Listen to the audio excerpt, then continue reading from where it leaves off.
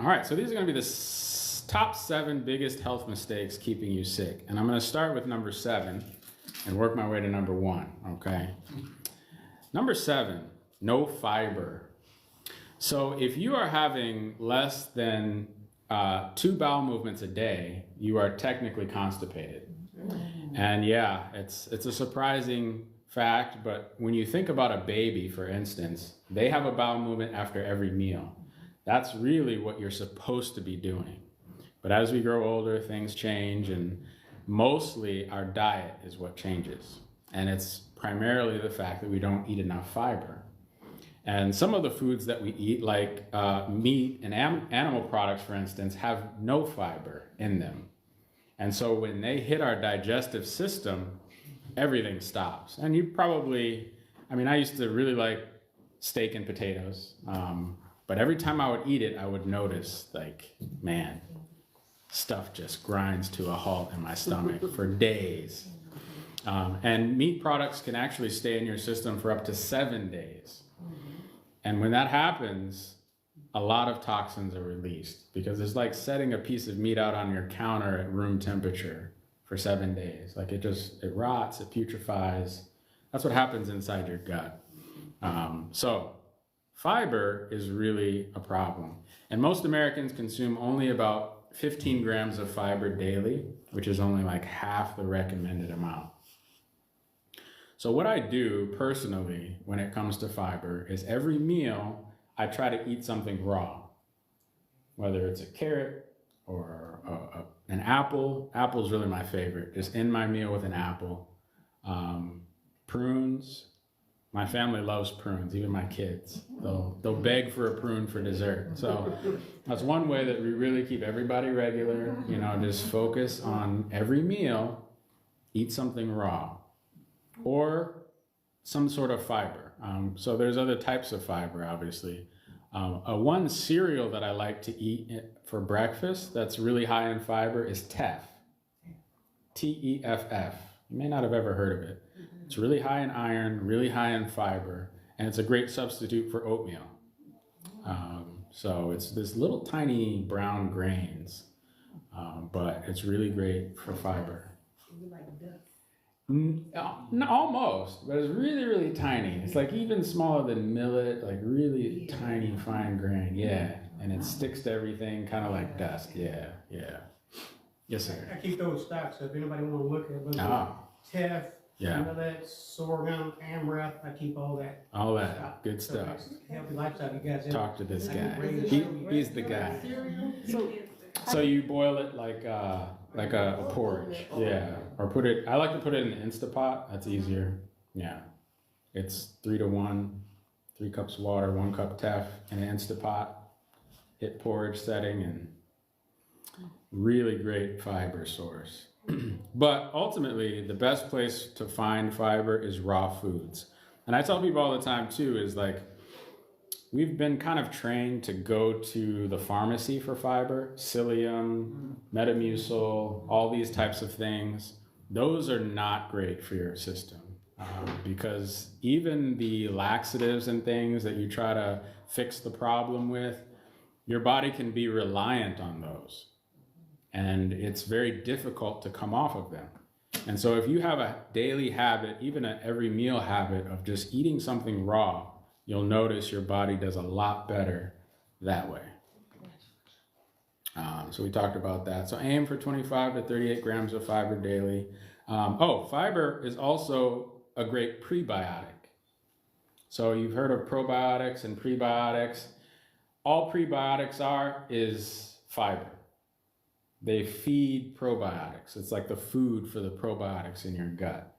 So as long as you consistently eat raw foods, that's all taken care of. That's the way God made it. Hippocrates, quote, "Every disease begins in the gut." Number 6, no rest. Sleep. It's a problem. 50 to 70 million Americans suffer from sleep disorders. I have 5 children, so I don't know if you can call that a sleep disorder, but I definitely have problems sleeping. So I feel you on that. Plus, I worked most of my 20 years as a night nurse. So I definitely understand the difficulty of sleep. But your body requires it to be healthy. And they say that the hours before midnight are worth double. So if you can go to bed earlier, like 8, if you were to go to bed at 8 o'clock, 8, 9, 10, 11, 12, times 2, that's 8 hours of sleep. Even if you woke up at midnight and went about your day. It's the hours before midnight that are the most important. Yeah. But our society, you know, all the good TV shows come on at 9, you know, all the activity, you know, 9, 10, 11, they try to keep you up. That's true. Now you've got streaming, so now you don't have to stay up. Right.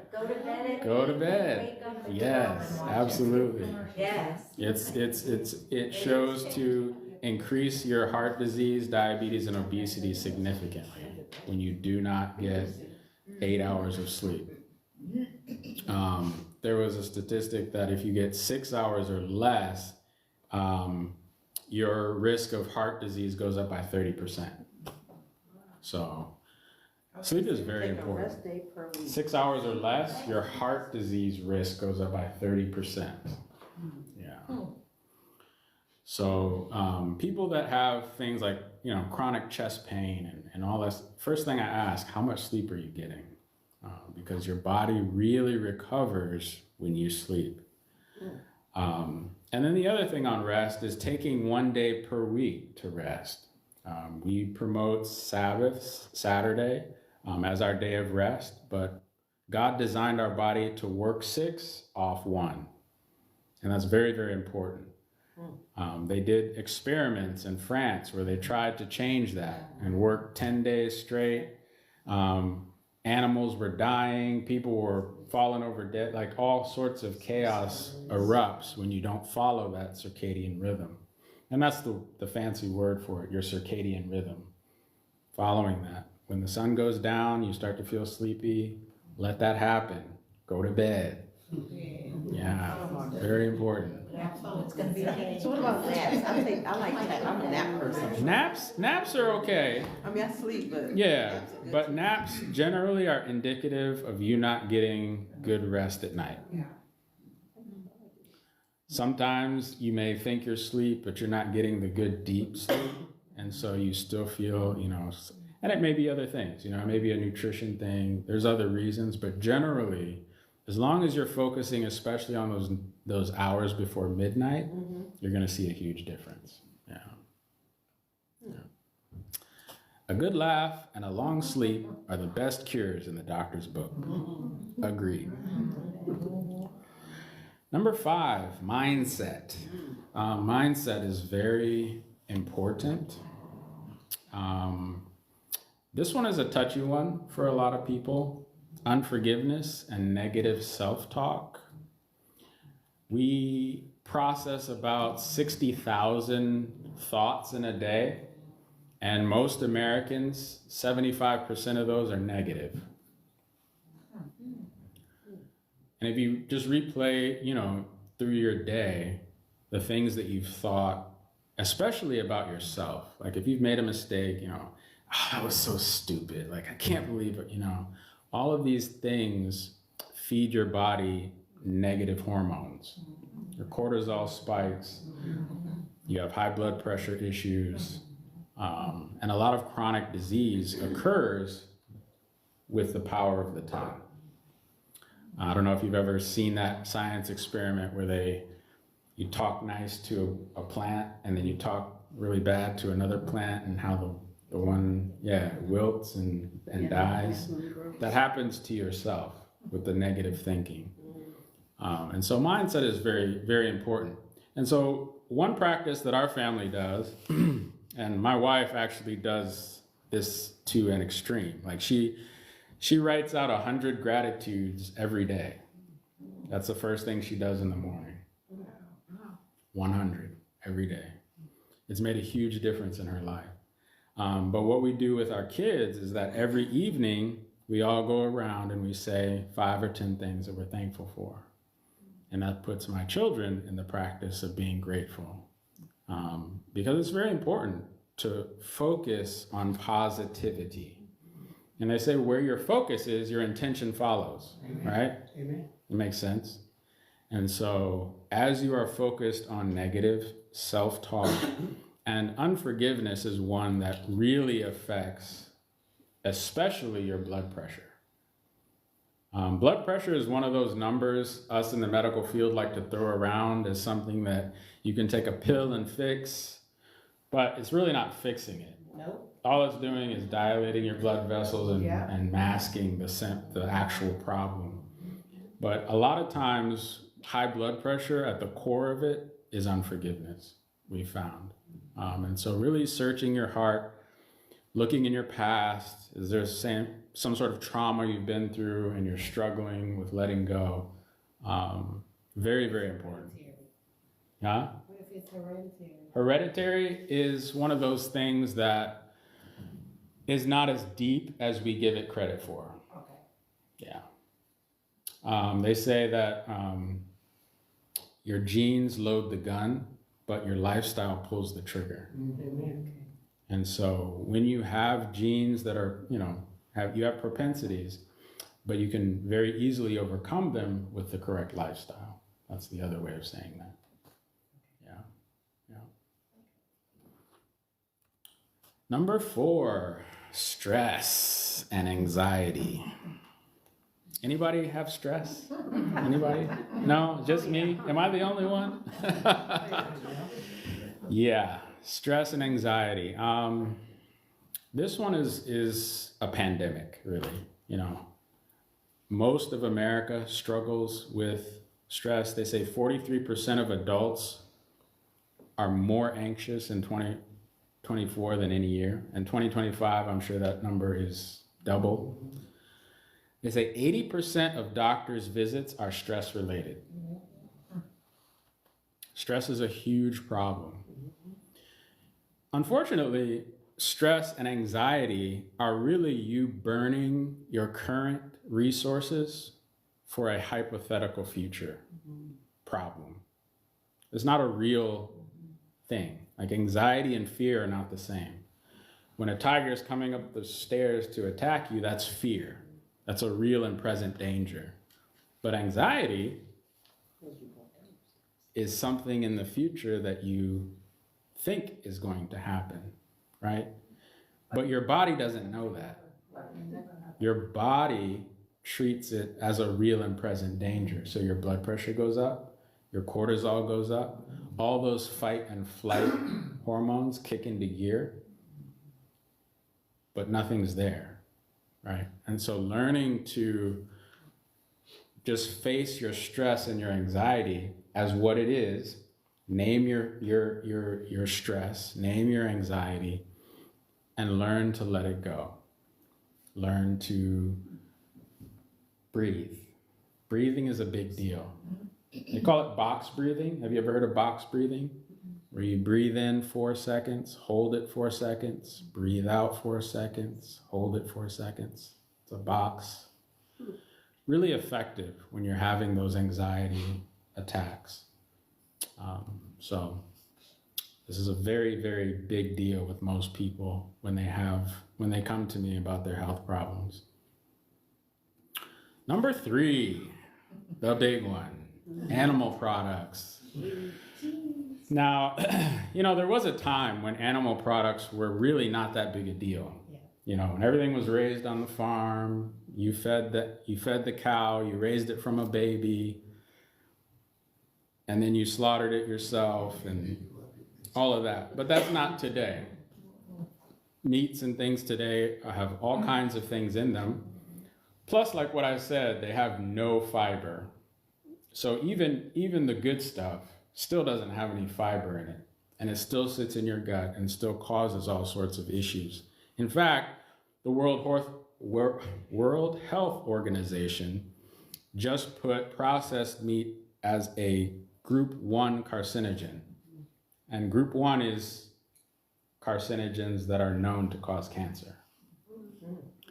So all of your bologna, your hot dogs, processed stuff. And red meat was added to group 2A, which is likely to cause cancer. So meat today is really just one of those things that you want to stay away from, especially if you have something that you're trying to get over. So if you're sick in any way, that should be the first thing to go. Just think of it as like a prescriptive thing. Until I'm well, I'm going to get off meat and I'm going to get off dairy products. Because if you have any sort of respiratory issue, lung, throat, sore throat, those kinds of things, dairy products is your worst enemy. And so again, even if it's just while you're sick, just let it go for a little while. You'll notice a huge difference. You really will. But yeah, you don't have to do anything super crazy. You know, just start replacing some of the meat with fruits and vegetables.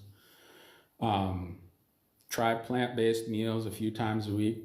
Everybody like the meal tonight? Amen. Wasn't bad, right? No meat, no dairy. Like it was, so if you do it right, you don't really miss it.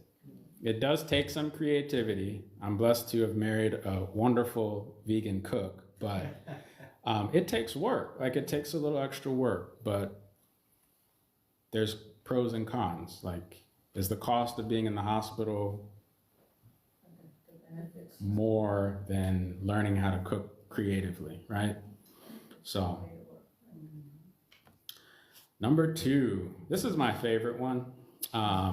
A lot of people call me the water guy. I'm on TikTok and I talk about water all the time. Water is just extremely, extremely important to health. And it's one of the first things that I ask people, how much water do you drink? They say most Americans drink less than 2.5 cups a day. Now, in the hospital, I've asked people just out of curiosity, and I've had people say, I never drink water. I just don't. I don't like the taste, which I don't understand that because it doesn't really have a taste, but yeah. Right, they don't like the absence of taste, I guess is the correct way of saying that. Yeah, me too. Like I drink water all the time. But if it's not been a habit for you, it's not easy. I understand for sure. But your brain is 75% water. Your eyes are 80% water. So headaches, 90% of your headaches will go away if you're hydrated. Eye problems, sight problems start with a dehydration problem because your eyes require that water in order to be healthy. Lungs. Your lungs take a lot of water. Like just talking is lungs getting dehydrated. And so if you talk a lot during the day, you're actively dehydrating yourself. And if you have lung problems, you have to have water.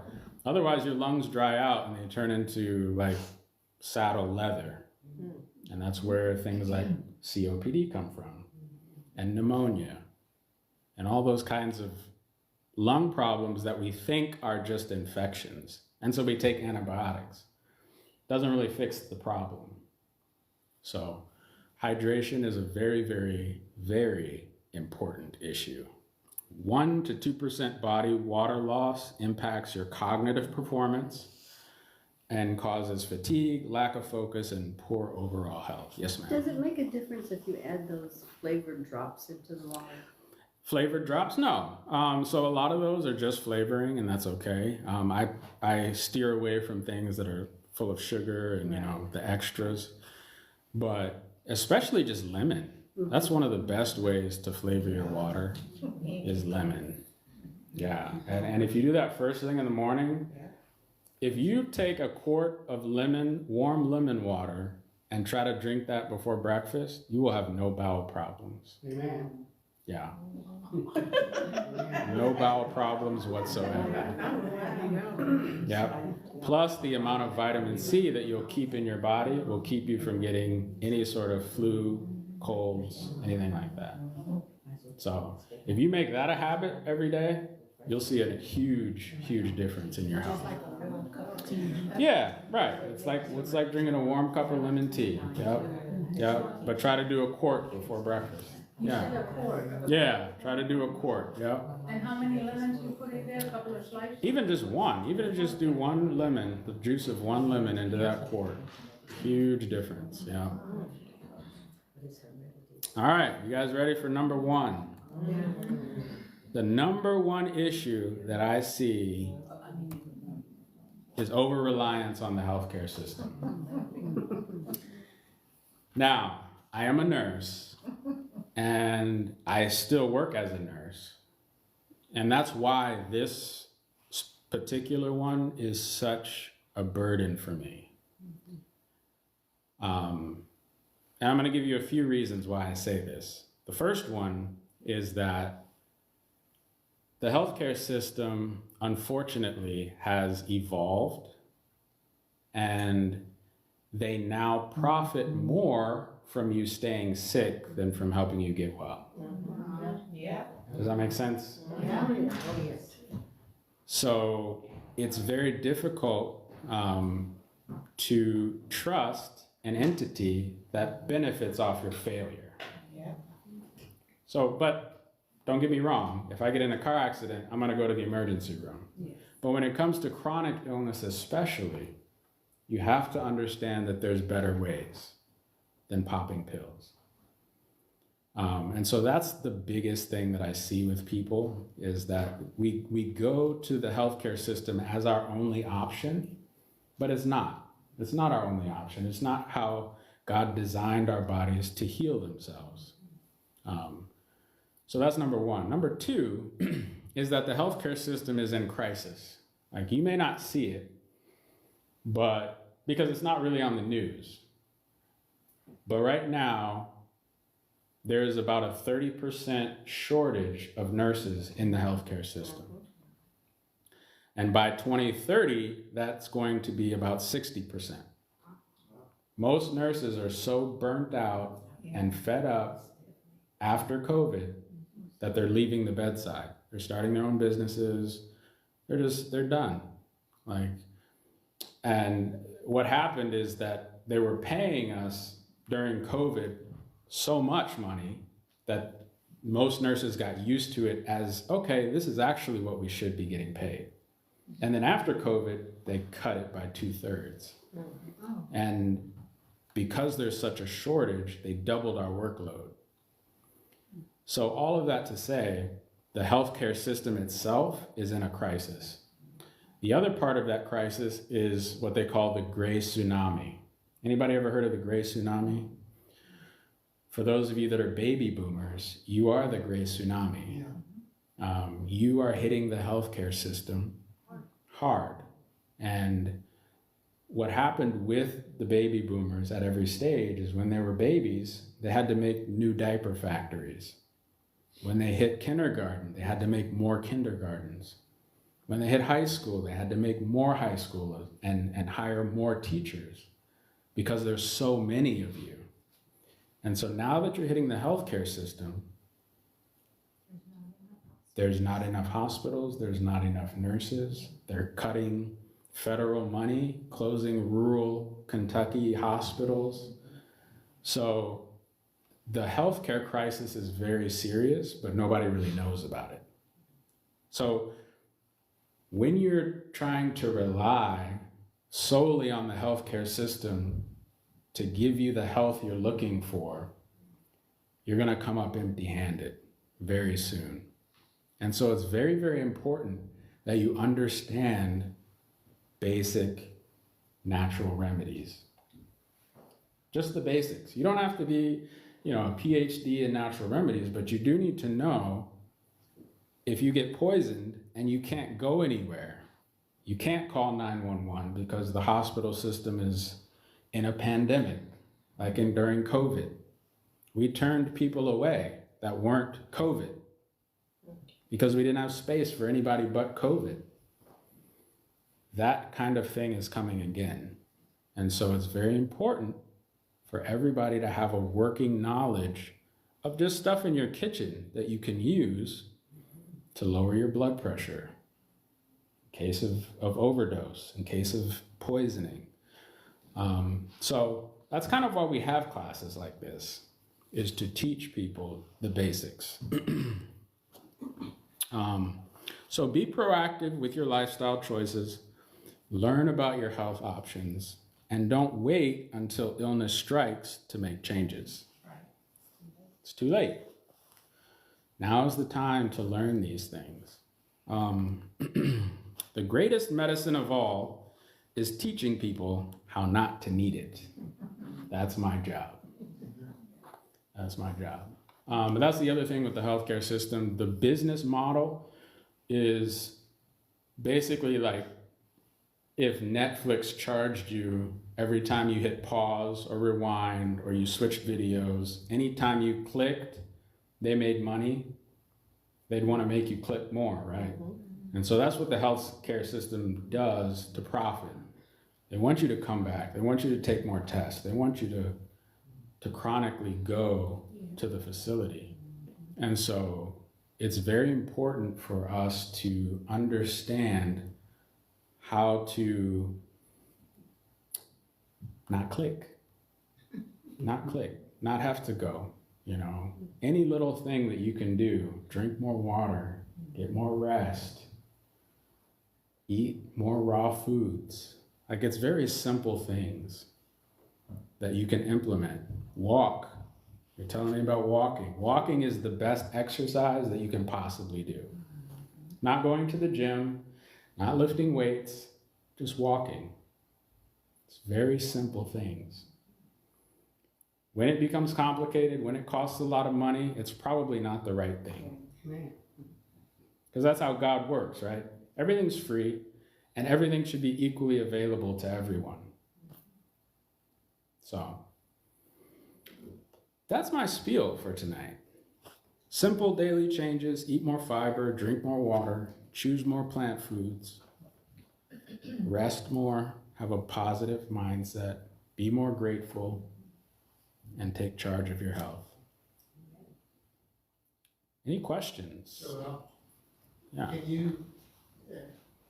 Can you give some book titles for folk medicine or practical medicine? Absolutely. Some sources? Yeah. Anybody heard of Barbara O'Neill? Oh, yeah. Yeah, Barbara O'Neill. Yeah, get her books. It's like the one stop I tell everybody to go to.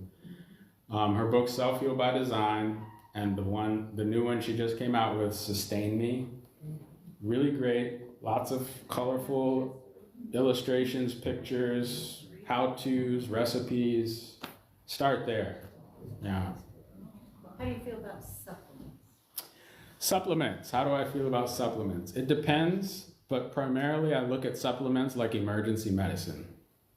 So try to go to supplements if your illness or sickness is something that got the best of you.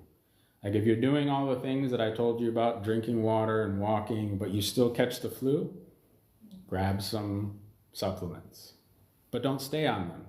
So when you start to feel better, go off them. That makes them more potent because your body will get used to them and adjust to them, and they'll become hardly effective Because at they're all. not regulated, whatever that means. How do you know what to pick, what to use? Yeah. So you're talking about like brands and that kind of thing. That one is tricky too. But if you still look at it as an emergency medicine, regardless of the brand, you should be okay. And I say that lightly. Yeah. You obviously want to try the most organic and natural and the ones with the least amount of extras added to it. Ideally, you get just the leaves. Like if you, for instance, you want echinacea to boost your immune system and golden seal, get the powder straight. Skip the pills, put it in some tea, drink the tea.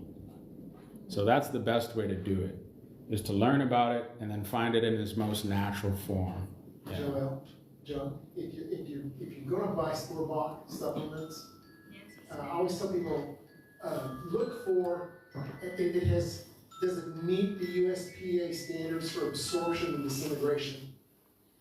That's a test that a product has to pay for in order to be able to put that on their label somewhere.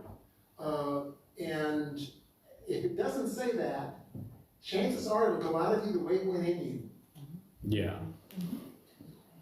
Yeah. Yeah. What about prebiotics and probiotics? Oh, so yeah, we talked about prebiotics, and prebiotics is what? The gummies? Yeah, fiber, right? So the gummies, they just have a bunch of fiber and they have some probiotics in them. Now, when you're getting probiotics, you really want to get probiotics that are live. Live probiotics are always in the refrigerated section. Okay, that's how you know. So kimchi's, kombuchas, non-dairy yogurts that have the cultures in them. Yeah. So anything that's on the shelf in a bottle, The supplements? it's not as effective. It's dead. So What about apple cider vinegar? apple cider vinegar. Yeah, it's a thing. People use it a lot for their gut health. I prefer just doing plant foods. Vinegar in itself is harmful. Just vinegar itself is harmful.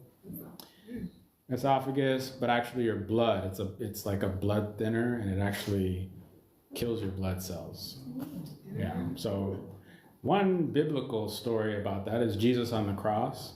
They tried to give him vinegar and he refused it because it dulls the brain and it would have put him at risk mentally. So he refused it, even on the cross. And that was all he had to drink. So In Proverbs say what vinegar is to the teeth is what smoke is to the eyes is an irritant. yeah. Yeah. And another good movie to watch, if anybody got Netflix, is Forks Over Knives. Oh, that's a good one. Forks Yeah. Over Knives. Mhm. This here is organic. It has like 95 servings. This here, this is totally organic. Yeah, this guy's got a lot of great products. So talk to him on the way out. 95 servings, so your lemons don't go bad. Yeah. Yeah, but Forks Over Knives is outstanding. Yeah, Forks Over Knives is a great movie. Yeah. Anybody else? Questions? Oh, this is my website, by the way. You can go there, click Learn More, and it'll take you to my link in bio, and you can sign up for my newsletter. So it's like cinnamon good for like A1C and. So diabetes, okay, real quick. Diabetes. Always try to put you on medication. Yeah. depending on- Right. They'll say you're pre-diabetic. and- Yeah, they won't pre-diabetes, give you a pill, but you're on a diabetes, pill. yep. Diabetes is a huge cash cow for the medical system. And we tell our patients that it's incurable. Once you have it, you always have it. I've seen diabetes reversed in 3 days with a juice fast. So no, it's not true. The biggest culprit of diabetes is animal products. Because what happens is the fat, animal fat, sits in your insulin receptor just like insulin. So when your body's trying to lower your blood sugar by putting out insulin, you know how you give yourself shots to lower your blood sugar? Your body is doing that naturally. But animal fat sits on those receptors and competes with the insulin. And so the insulin, they call it insulin sensitivity, right? So when you're desensitized to insulin, it's because there's animal fat sitting in that receptor. So as soon as you get off animal products, you're gonna notice a huge difference in your A1C and in your blood sugar. And if you really want to speed that process up, go on a juice fast. It will scrub all of those receptors off, and you'll have no problems with your insulin. Collagen. Got a question about collagen? Collagen Collagen's a good. for like joints or whatever. So there's a really great supplement for joint that I like to tell people to try is Dr. Christopher's Bone, Flesh, and Cartilage. And you can go on Amazon, just look up Dr. Christopher Joint Supplement. Yeah. That's a natural one. So a lot of times when you get into the collagens, you're taking animal products, basically. Some of them, not all of them, but a lot of them are just bone from animals that you're ingesting. And so I prefer a more natural approach to even that. But again, hydration is key for your joints because the synovial membrane in your joints is water. Water. And so, yeah, and it's low priority water. Like the water you drink will go a lot of places before it gets to your joints. So you have to keep up with it. The other thing I tell people about drinking water is you have to drink it slowly. We like to chug water. Have anybody ever been thirsty? Yeah. Anybody ever had the feeling of thirst? You're 4 cups behind every time you're thirsty. So that 1 cup of water you drink because you're thirsty, you still have 3 cups to go just to catch up, just to get to 0. And the water you drink today is for tomorrow. It's not for right now. So it's a process. Like it's not just, oh, let's just drink a cup of water. Like you really have to be intentional about staying on your water intake consistently. Is there a certain time to drink that much water and cut it off so you won't have to go to the bathroom all through the night? Peeing a lot at night, that's another big one I get. Yeah, I get that a lot. But what happens is your bladder will adjust. Your bladder is adjusted to being dehydrated. So as soon as a little bit of water hits your bladder, you feel like you gotta go. But the more hydrated you are, your bladder will expand and you won't feel that way. So the more water you drink, the less you'll be up at night. So how much water should you drink a day? I tell people to aim for a gallon. Amen. Gallon of water a day. So you just told me to drink a gallon. Yeah. Because A lot of times, people think they're blaming the water because they have to get up and go to the bathroom. Chances are you were actually sleeping soundly the way you're supposed to be Yeah, sleeping. that's another good point. You would not have to get up and go to the bathroom. The reason you have to go to the bathroom is because you're sleeping so lightly, and when you become slightly awake, oh yeah, I gotta go. And you think it's because, oh, I had to go, I woke you up. It's not. Yeah, sound sleep, when you're sleeping the way you should be sleeping, you should sleep through the night and not have to pee. Absolutely. Great point. I was gonna say, you put a couple of one of those, 2 of those Himalayan rock crystals. Oh yeah, Celtic salt. That was the other thing I meant to mention when it comes to water, is Celtic salt. Get you a bag of Celtic salt from the store. It's rocks, comes in rocks, and it's kind of grayish because it has magnesium in it. And you take a rock or 2 of that, put it under your tongue every time you drink water. It will help you absorb water. Because oftentimes you just drink it, goes into your legs, you start swelling, or goes around your heart. That's why doctors tell you to stop drinking water. And that's why they prescribe Lasix, because the water is not going to the right places. Celtic salt will help it go to the right places. So, get you a bag of Celtic salt. What about you have it in your, like in my high blood pressure pills? Yeah, high blood pressure again. Well, we talked about the source of high blood pressure. Most of it is emotional. But I think she was saying the water. the water does, yeah, the water pill for your high blood pressure, it's to pull water out of your system to mimic low blood pressure. It's not fixing the problem. It's just trying to get rid of the symptom. Okay. It's also pulling out all the minerals. And it's dehydrating you and causing all kinds of other issues. So you want to get that Celtic salt, start using that with your water, and you'll notice a difference in your blood pressure. And so you'll be able to start tapering down on your blood pressure medicine. Temperature of water. Temperature of water. Room temperature is best. Yeah.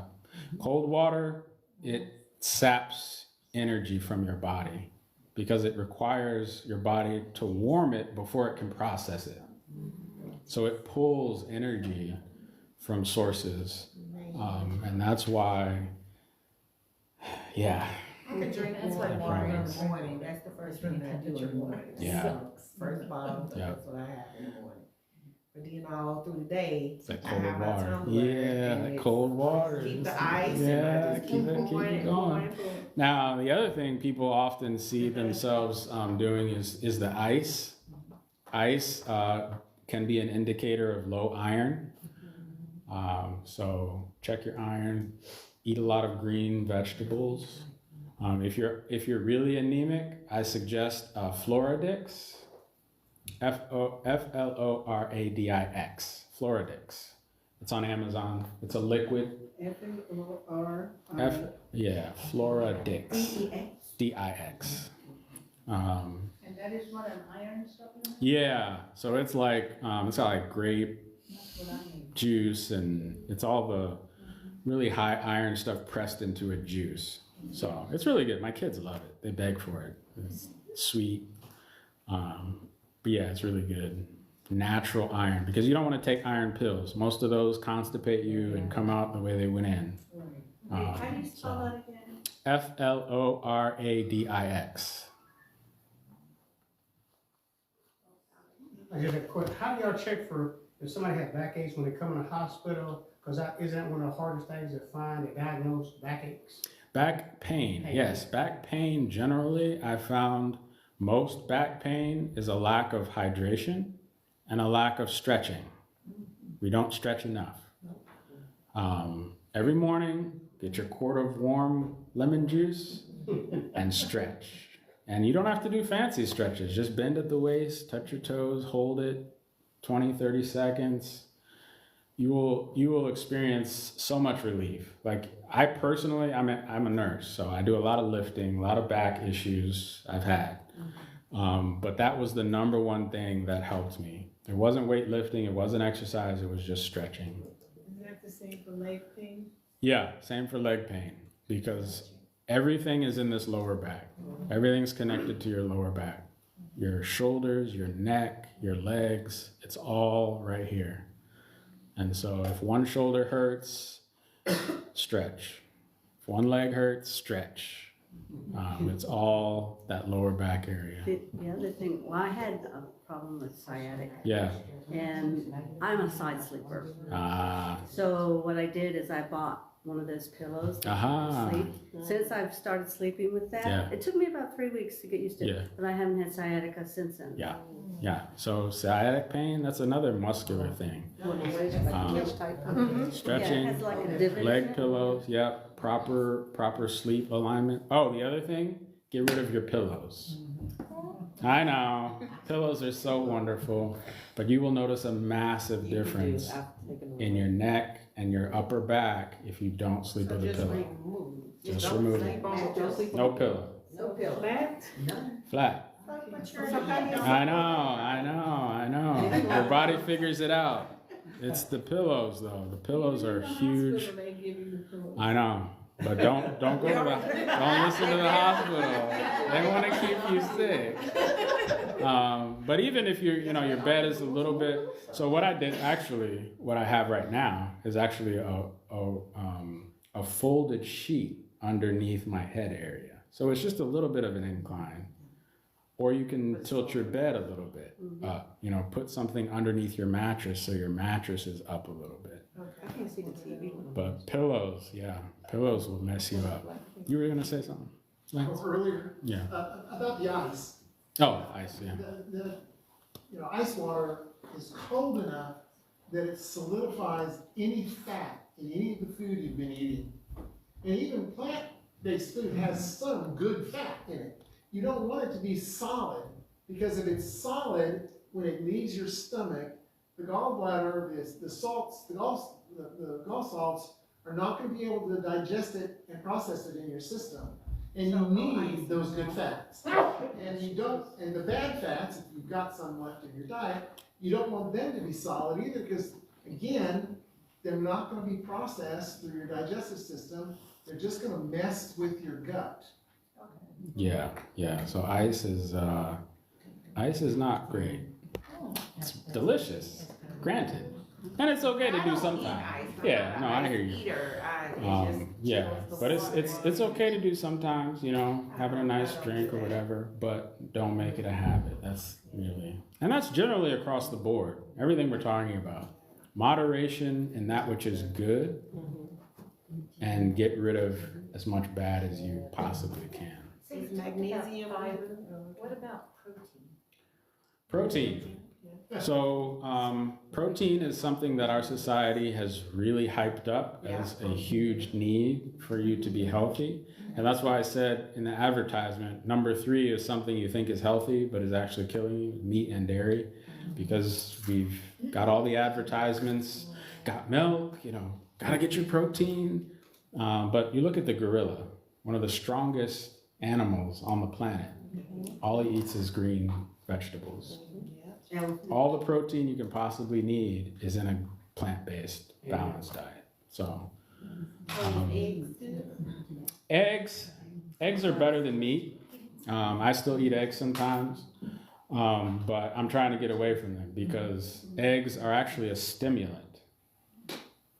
And stimulants are something that your body doesn't handle well. Caffeine, eggs, stimulants really deplete your reserves. So that fight or flight that I was talking about, the tiger coming up, your body's designed to do incredible feats when that happens. You've heard about the moms lifting cars off their kids and all this kind of stuff. That's that reserve. But when we eat and partake of stimulants, it's depleting that reserve. So that's where chronic fatigue comes in. That's where I just always feel drained. I'm always brain fog. Those are those reserves running out. Adrenal fatigue, they call it, the fancy word we like to call it in medicine. Adrenal fatigue is just you've had so much caffeine that now your body just doesn't process real problems effectively because you've depleted that reserve. It's like a battery bank that you really don't want to touch unless there's a problem, like there's an emergency. But we've figured out ways to hack the system and feel that jolt of energy, at 11 o'clock in the morning so that we can focus on what we're doing. But we're supposed to leave that alone. So stimulants, eggs are a stimulant. Yeah. And if you have trouble with cholesterol, if you have trouble with weight, all animal products, just let it go. What about fish, seafood? Same. I know. But there's definitely rankings, right? There's the processed meat that's like really bad. Then there's the red meats. Then there's the seafood, because most seafood like crab and crustaceans, they actually are the garbage keepers of the ocean. And so all the toxins that they're designed to clean up, you want to eat. I know, it's delicious. It's delicious. But so then after that is fish. And fish, again, is a meat product. There is no fiber in it. Now there's all kinds of mercury and stuff you're dealing with. But again, animal products still has that animal fat, still causing you to be insulin resistant, still causing you to gain the weight, still causing all these other issues because it's an animal product. And so again, if you are trying to overcome something specific, if you're trying to get well in some area of your life, consider it a prescription. Just lay off the animal products for a while. And the thing is, you're gonna feel so good, you're gonna be like, do I really wanna go back? I promise you, I promise. Because I've eaten my fair share of fried chicken and sushi and burgers and fries and yeah. So I understand, 100%, I understand. So you actually lose your taste for meat. That's the other thing. Your taste buds will change. Yeah. It may seem crazy. Tofu is really delicious, but you have to give it time. It's not my choice, but I've had it. You have to cook it creatively. So the thing I tell people that want to try cooking tofu, think of it as raw chicken. What you do with raw chicken, raw chicken tastes disgusting as it is. If you just ate exactly. So you don't eat tofu just like that. You got to do stuff to it. And so if you know how to cook fried chicken and make it taste good, you can make tofu taste good. I salt promise. and some onion, some garlic, Yep. little curry, and Yep. whip it up in there. It's delicious. But again, your taste buds change, Yeah. so you have to give it time. And the best way to reset all your taste buds real fast is just a juice fast.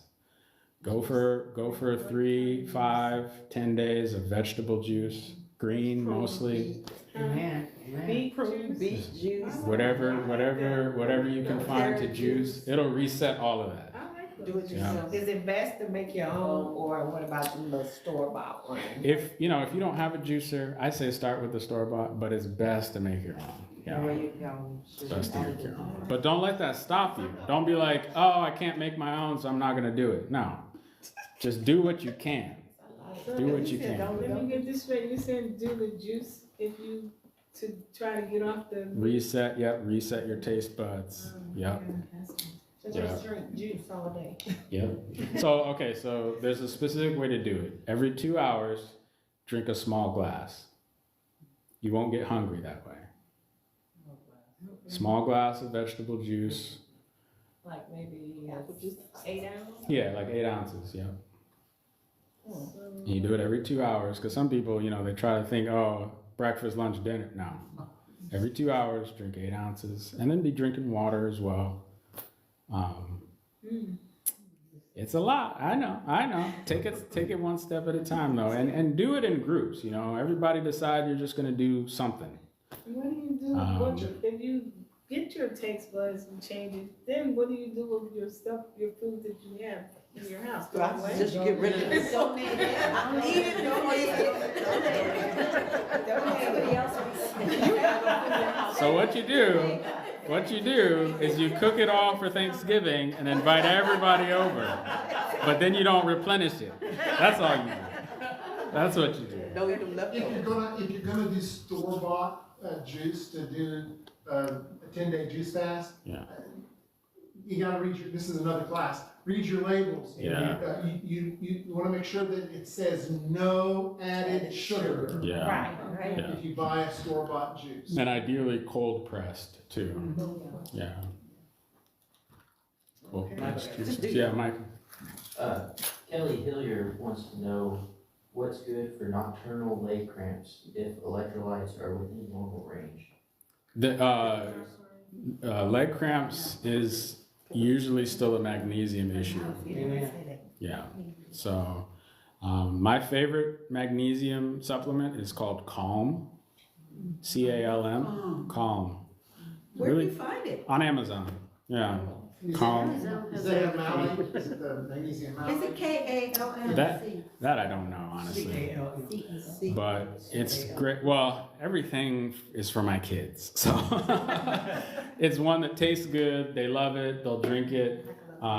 It helps them sleep like a baby, and it takes away leg cramps. Yeah. Now, I take a magnesium, but now I guess they have it it's called 14 in 1. Okay. So it's more magnesium Uh-huh. for different parts of the body. Yeah. And I can say, speaking for experience, I mean, I had surgery in both my feet. Both my feet were broken. Mhm. So I keep inflammation, I keep tingleness. But since I started that magnesium pill, Yeah. I mean, it's just one little gummy at Yeah, night. yeah, They yeah. say take at night as you go to sleep. I don't have any Excellent. inflammation Yeah. in my feet. Yeah. Yeah. There's a lot of different types of magnesiums now. It used to just be one on the counter, Yeah. but It's supposed to help you sleep. yeah. So the different types are something to look into. But that's the one I use is Calm powders. And again, it's for my kids. They love it. The second name will tell you what it is. Yeah, what type it is. Magnesium glycinate, magnesium sulfate. Citrate. Yeah. Mag citrate is the Citrate is the- laxative. It's the laxative. So you don't want that one. Don't take that one for leg cramps. Sleep and relaxation. Yeah. All right. So yeah, this is my website. Go ahead and sign up. So what I did is it's kind of a newsletter, but it's really coaching. Like I just walk people through some of the basics of natural remedies and coaching on an ongoing basis to your email. So that's a place to start, and that's free. So You haven't mentioned anything about beans. beans. Dried beans. Like Beans. what kind of beans to eat? That's a lot of fiber. Oh, for fiber? Yeah, absolutely. Yeah. And that's a great source of protein too. So when you're talking about plant-based proteins, beans, tofu, and greens are the top three. Any kind of beans, honestly. And when it comes to eating healthfully, find the stuff you like. Don't get super creative and try to eat stuff that just doesn't taste good to you, because it's not sustainable. So find the kind of bean you like, find the kind of greens you like, what kind of chicken recipe you cooked, try it on the tofu, you know. So try to make stuff that you specifically are gonna be okay with eating long term. And you don't necessarily have to make a drastic switch all at once either. You know, slowly incorporate these things. Yeah, swap out something that you would normally eat, you know. Even if it's, and this is maybe blasphemy to some people, but even if it's when you go to Burger King, don't get the double Whopper, get the Impossible Burger. They said that's good. I've never had. It's not bad. Good. There's a lot of terrible ingredients in it, but if you're trying to make the switch from meat to non-meat products, it's a plant-based burger at Burger King.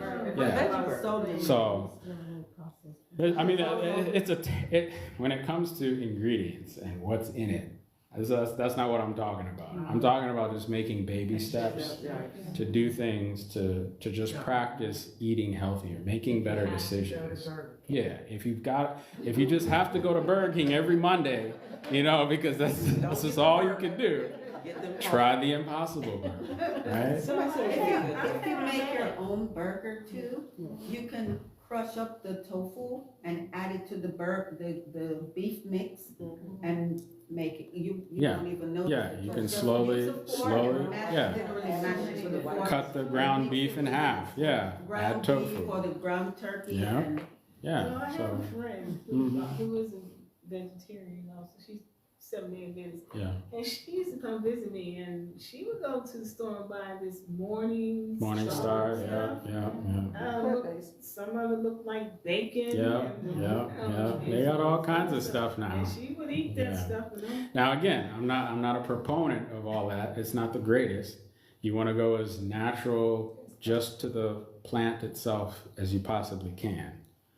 But when you're trying to wean yourself off of meat products, especially the processed meats, those are options. Okay. Yeah. Same with milk.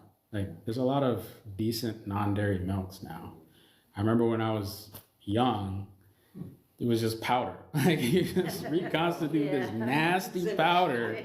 That was the only alternative to milk. But now there's all kinds of milks out there. So.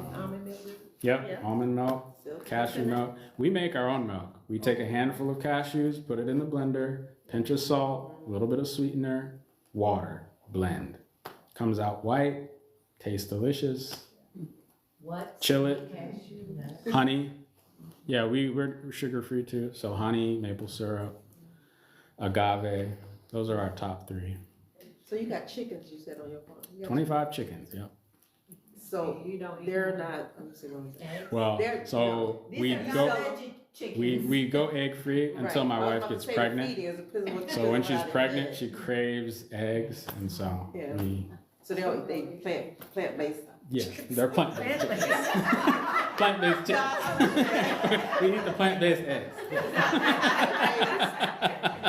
I learned that from a friend like years ago. How they raise. Yeah, no, it's super important. Yeah, how they're raised, and that's really the one reason we eat them when she's pregnant is because we raise them. So,